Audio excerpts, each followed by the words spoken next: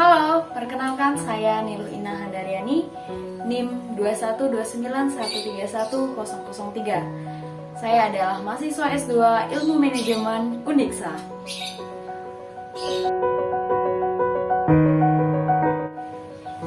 Nah, yang pertama, apa yang dimaksud dengan growth mindset? Growth mindset atau mindset tumbuh merupakan pola pikir yang berkembang di mana orang-orang yang memiliki mindset ini cenderung melihat potensi yang dapat diolah dalam upaya-upaya tertentu. Orang yang bermindset tumbuh akan memperhatikan informasi yang dapat memperluas pengetahuan mereka. Tidak seperti mindset tetap atau fixed mindset, di mana mereka tidak tertarik dengan informasi-informasi baru.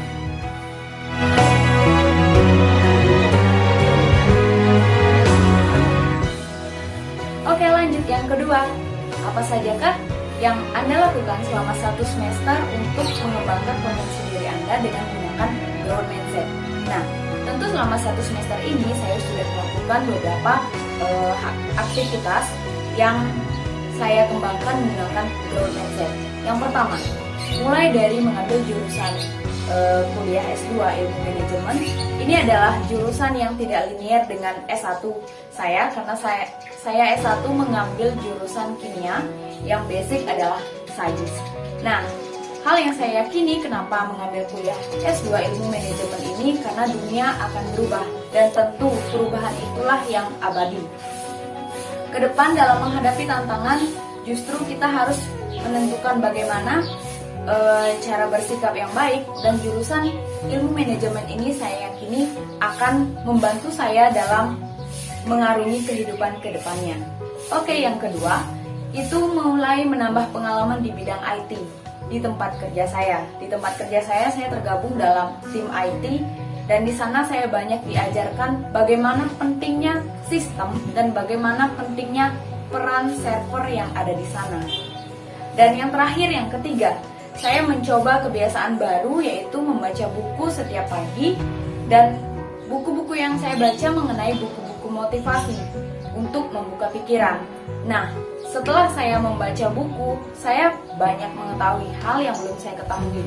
Dan hal terpenting setelah banyak membaca buku adalah kita mengetahui bahwa wawasan kita belum seluas itu.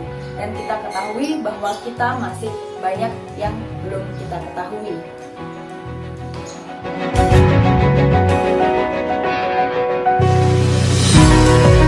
Oke, yang ketiga, buku-buku apa saja yang telah Anda baca untuk mengembangkan kemampuan memimpin Anda? Ceritakan isi buku dan manfaatnya. Oke, karena cukup menarik ya, di pertanyaan nomor 2 saya memasukkan tentang membaca buku, dan kebetulan pertanyaan nomor 3 itu tentang buku-buku apa saja yang dibaca selama ini. Baik, yang pertama buku yang saya baca tentunya adalah buku ini, buku Mindset karangan Carol Dweck. Nah, isi dari buku ini menyebutkan, mungkin di video sebelumnya sudah disebutkan, bahwa ada 2 perbedaan antara fixed mindset dan growth mindset. Nah, kita juga diajarkan bagaimana menggugah kemampuan diri kita supaya kita berpikir growth mindset. Tentu manfaatnya sangat banyak pada buku ini, dan kita sebagai insan muda itu diharapkan untuk memiliki pikiran yang growth mindset atau tumbuh. Nah, di buku ini, buku Mindset karangan Carol Dweck, ada hal menarik yang dibahas dalam buku ini mengenai perbedaan fixed mindset dan growth mindset, yaitu yang menarik tentang jodoh. Orang yang bermindset tetap akan mengatakan jodoh ideal adalah orang yang memuja mereka, kemudian membuat mereka merasa sempurna dan mengagumkan mereka. Berbeda dengan orang yang bermindset tumbuh atau growth mindset. Ia akan mengatakan bahwa jodoh ideal mereka adalah orang yang melihat kesalahan-kesalahan dan mampu memperbaikinya, kemudian menantang mereka untuk menjadi pribadi yang lebih baik dan menolong mereka untuk mempelajari hal-hal baru. Nah, itulah sekilas perbedaan dari fixed mindset dan growth mindset. Semoga kita semua bisa memiliki mindset tumbuh agar kemampuan kita bisa berkembang. Oke, yang kedua, buku yang saya baca adalah buku MO. Ini karangan dari Renal Kasali. Nah, isi buku ini berujung pada rambu-rambu bagi kita semua untuk menyikapi perubahan zaman. Nah, tagar MO ini menjelaskan metode dan teknik-teknik baru yang perlu diwaspadai ketika perkembangan zaman. Nah, banyak sekali trik-trik yang selama ini sebenarnya kita alami, seperti halnya banyak berita yang tiba-tiba hype dengan menggunakan tagar seperti save atau justice. Mungkin rekan-rekan di sini pernah mendengar save for Audrey, justice for Audrey. Itu adalah salah satu cara dengan menggunakan tagar sehingga berita itu menjadi hype. Oke, yang ketiga, buku yang saya baca adalah buku Change karangan dari Renal Kasali. Nah, buku ini disusun demikian rapi, kemudian dan sangat runtut bagi saya ya. Nah, mulai dari apa itu perubahan, mengapa harus berubah, kapan harus berubah, sampai kapan, dan bagaimana memulai perubahan dan mempercepat perubahan itu sendiri. Jadi sangat runtut bagaimana perubahan itu dikupas dalam buku ini. Tidak ada yang abadi, perubahan akan terus berlangsung karena yang abadi hanyalah perubahan. Buku ini mengupas tuntas tentang perubahan dan ini adalah buku yang sangat baik sekali menurut saya. Dan yang terakhir, buku yang saya baca adalah ini, Kecerdasan Emosi untuk Mencapai Prestasi karya Daniel Goleman. Nah, ini adalah buku terjemahan. Isi dari buku ini sangat menarik mengenai pentingnya kecerdasan emosional. Nah, kecerdasan emosional merujuk pada kemampuan mengenali perasaan kita sendiri dan perasaan orang lain.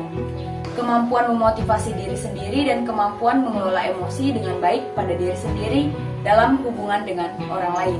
Nah, ini sangat berguna untuk kemampuan kita dalam memimpin seseorang.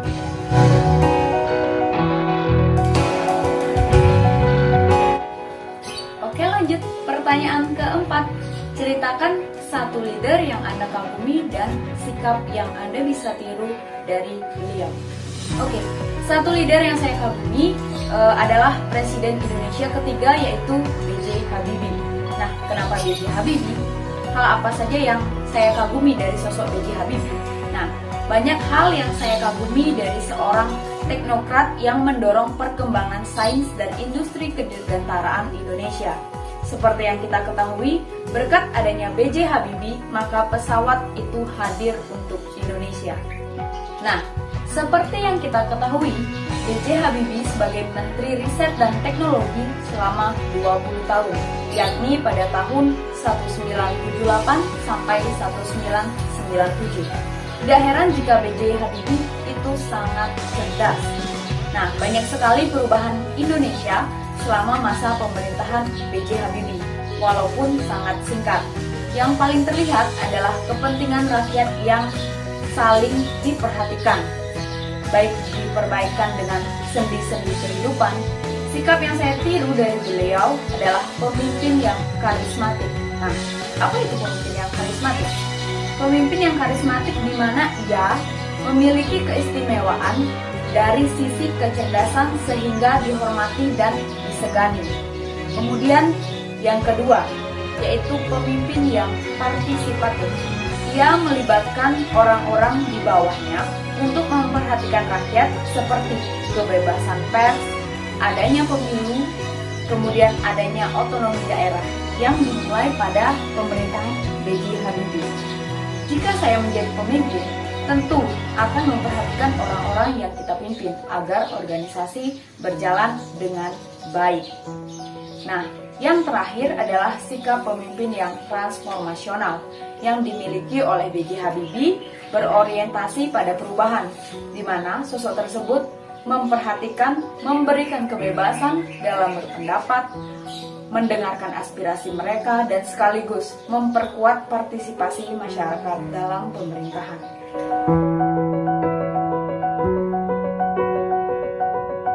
Oke, lanjut yang terakhir. Dalam video Reinvent Yourself ada strategi untuk merubah hidupmu. Ceritakan apa saja yang akan Anda lakukan untuk merubah hidup Anda menjadi lebih baik atau menjadi pemimpin yang lebih baik. Nah, beberapa cara yang dapat digunakan dalam merubah hidup yaitu dari video itu ada 1, menemukan kembali dirimu. Hal ini bisa saja seperti kita mencoba ilmu baru dan pengalaman baru. Saya basic menyukai sains, namun saya kini mencoba beberapa pengalaman baru seperti bekerja di bisnis retail, kemudian mencoba hobi lama yang sempat tidak tersentuh yaitu memasak, dan yang terakhir masih banyak lagi yang ingin saya coba di bidang bisnis. Yang kedua, strategi mengubah hidup. Hal ini berkaitan dengan kita harus mencoba hal-hal kecil yang baru dan menjadi kebiasaan agar hal itu dapat benar-benar dikuasai. Mulai dari banyak belajar dan membaca setiap pagi akan menambah wawasan dan dapat digunakan untuk memimpin ke depannya. Jika perubahan itu dilakukan secara konsisten, maka hasilnya tentu akan sangat baik. Dan yang ketiga, passion menguatkan dirimu. Jadi, tekuni apa yang kamu sukai. Kita harus mencari apa yang benar-benar kita sukai dan jadikanlah itu sebagai ladang rezeki. Jika kita gigih melakukan sesuatu, tentu hasilnya akan mengikuti. Namun, jika kita juga harus tetap bisa beradaptasi dengan perkembangan zaman yang ada. Nah, sekian yang dapat saya sampaikan pada kesempatan kali ini. Akhir kata saya ucapkan terima kasih. Bye-bye.